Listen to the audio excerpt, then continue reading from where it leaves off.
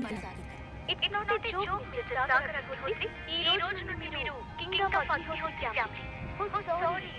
Actually, king of Hyderabad. Now you are the richest person.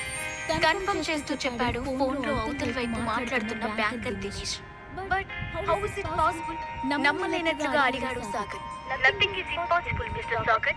ఒకప్పుడు మీరు వస్తా group of industries లో కొన్న షేర్ ఇప్పుడు సడన్ గా పెరిగి మీకు అదృష్టాన్ని తెచ్చిపెట్టాయి. ఈ విషయం తెలిస్తే మీ తాతగారు మిమ్మల్ని చూసి ప్రౌడ్ గా ఫీల్ అవుతారు. ఉత్సాహంగా చెప్పాడు దినేష్.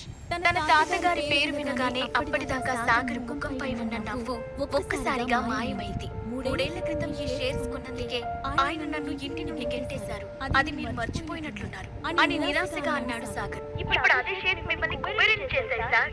ఈ విషయం తెలిస్తే ఇప్పుడే ఆయన మళ్ళీ మిమ్మల్ని ఇంట్లోకి ఇన్వైట్ చేస్తారు అన్నాడు దినేష్. సాగర్ చిన్నగా నవ్వి చూద్దాం, ఇంతకీ ఈ విషయం అందరికీ తెలిసిపోయిందా అని అడిగాడు. ఇంకా లేదు, కానీ మీ ఫ్యామిలీకి తప్పకుండా తెలిసిపోతుంది. ఎందుకంటే ఇప్పుడు మీరు